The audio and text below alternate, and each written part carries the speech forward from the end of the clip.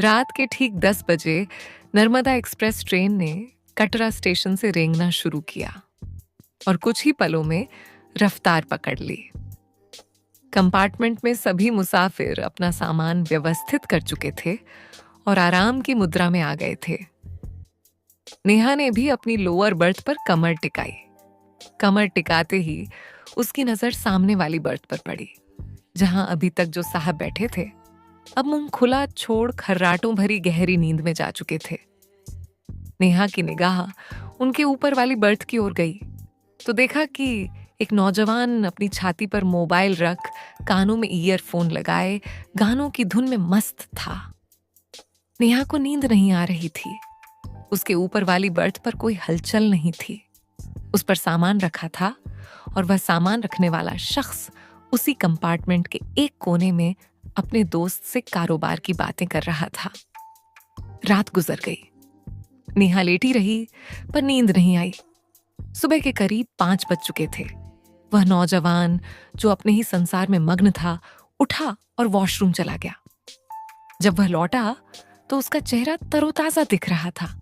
तब तक गाड़ी अंबाला कैंट स्टेशन पर रुक चुकी थी। वह छोले कुलचे लेकर आया और देखते ही देखते नाश्ता कर लिया। सामने वाली बर्थ पर लेटे साहब हरकत में आए। उन्होंने नेहा से पूछा, मैडम, ये कौन सा स्टेशन है? नेहा बोली, जी अंबाला स्टेशन।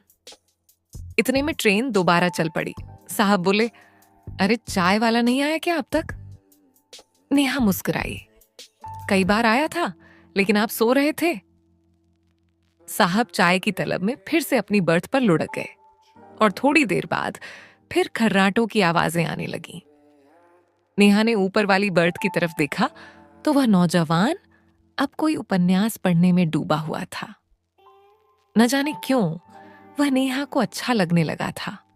उसका व्यक्तित्व, कदकाठी, हेयर कट और अनुशासित दिनचर्या देखकर नेहा को यकीन हो गया था कि यह पक्का आर्मी मैन है। फिर नेहा वॉशरूम गई।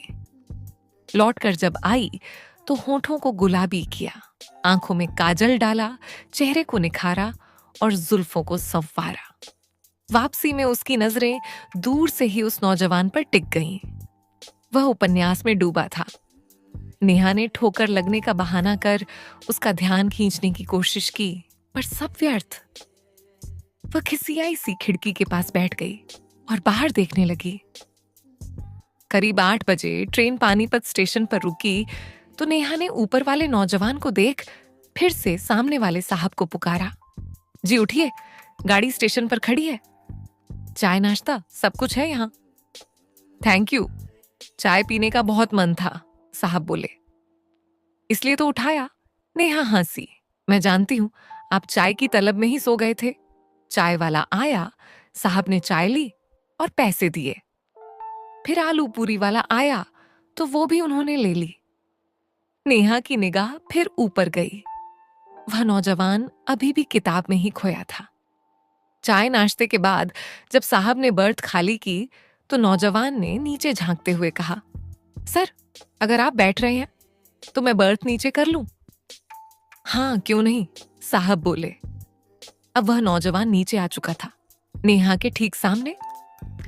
नेहा जो खिड़की से बाहर देख रही थी, अब बार बार नजरें उस पर टिकाने लगी, पर वह नौजवान तो जैसे देख ही नहीं रहा था। नेहा सोचने लगी, ऐसा कभी नहीं हुआ कि कोई मुझे देखे नहीं, हर कोई पलट कर देखता है।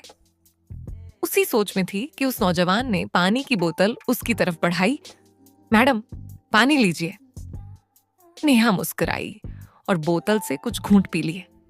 बोतल लौटाते हुए वह बोली, आप फौजी हैं ना? जी, नेहा ने मुस्कुराते हुए कहा। मैंने सुना है फौजी दिमाग से पैदल होते हैं, लड़की दिखी नहीं कि हरकतें शुरू। लेकिन आपने साबित किया कि सब एक जैसे नहीं होते। नौजवान हंसा। हाँ, पर जहां फौजी ठीक रहते हैं वहीं लड़कियां ऐसी हरकतें करने लगती हैं तो फिर कोई कब तक बचे? ये बात सीधा नेहा के दिल को छू गई। फिर बातों का सिलसिला चला। आपका नाम? नेहा। क्या करती हैं? बैंक में क्लर्क हूं। और आपका नाम? विवेक। ओह, विवेक, और वो भी आर्मी में? नेहा हंसी। कौन रहने देता होगा आपको वहां विवेक जैसा? दोनों हंस पड़े। नई दिल्ली स्टेशन आ चुका था। भीड़ उतरी और चढ़ी। एक बंगाली जोड़ा आया, अधेड़ उम्र के। उन्होंने अपनी सीट ढूंढी और सामान नीचे रखा। थोड़ी देर बाद बंगाली महिला ने नेहा से कहा, बेटी, क्या ऊपर वाली बर्थ ले लोगी? हमें नीचे सोना है, उम्र का तकाजा है। हाँ आंटी, कोई बात नहीं, नेहा बोली और ऊपर चढ़ गई। विवेक अब अपनी बर्थ पर था, उपन्यास पढ़ते हुए। नेहा ने अंगड़ाई ली और धीरे से शरीर को थोड़ा खींचा तो विवेक की नजरें किताब से हटकर उसकी ओर चली गईं। किताब नीचे गिर गई। नेहा के चेहरे पर हल्की मुस्कान तैर गई। विवेक बोला, आपकी हंसी बहुत प्यारी है, आपका स्वभाव बहुत अच्छा है। नेहा ने भी तारीफ की। अब तो ठीक नहीं लग रहा। विवेक मुस्कुराया। कल रात से आप मुझ पर डोरे डाल रही हैं। हम फौजी हैं, सब सह लेते हैं, पर मौका मिले तो हम भी इंसान हैं। तो गाने सुनते हैं आप, फिर फौज में क्यों? विवेक गंभीर हुआ।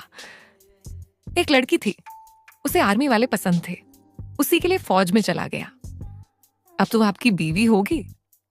नहीं, जब मैं ट्रेनिंग से लौटा तब तक उसने किसी बिजनेसमैन से शादी कर ली थी। दुख हुआ? हाँ, पर क्या कर सकता था। अब तो बस कुछ अच्छा होने का इंतजार है। वह आंख मारकर बोला, वाह, मुझे आपकी यही बात तो पसंद है। तो दोस्ती पक्की हो चुकी है अब। नेहा ने मुस्कुराते हुए हाथ बढ़ाया, हाथ मिलाया, और नेहा की उंगलियों की सरसराहट ने विवेक के तन मन में हलचल पैदा कर दी। रात गहराती गई। कब वे दोनों एक ही बर्थ पर आ गए, किसी को भनक तक न लगी। नेहा की भीनी भीनी खुशबू ने विवेक को और बहकाया। धीरे धीरे दोनों एक दूजे में समा गए। सुबह के करीब 3 बजे जब ट्रेन खंडवा स्टेशन के पास थी, नेहा की नींद खुल गई।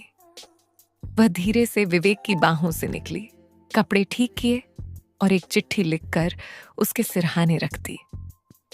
फिर झट से एक और पर्ची लिखी, उसे पर्स में डालकर विवेक की पैंट की जेब में रख दी। अपना सामान समेटा और बिना आहट प्लेटफार्म पर उतर गई। सुबह 5 बजे विवेक की नींद खुली। बगल में नेहा को ना पाकर इधर उधर देखने लगा। तब उसने सिरहाने से अपनी शर्ट उठाई। वहां एक चिट्ठी मिली। डियर, आप बहुत अच्छे फौजी हैं। देर से बहकते हैं, पर बहकते जरूर हैं। सफर शानदार रहा। आपसे दोबारा मुलाकात हो। Love you dear, good bye. Vivek चौंका। माथे पर सिलवटें थीं। उसी समय चाय वाला आया। विवेक ने पर्स निकाला तो एक और पर्ची निकली। आपका पर्स रंगीन नोटों से भरा था। दिल आ गया। निशानी के तौर पर सब रंगीनियां ले जा रही हूं। उम्मीद है बुरा नहीं मानेंगे। विवेक बोला, कम से कम चाय के लिए चिल्लर तो छोड़ जाती।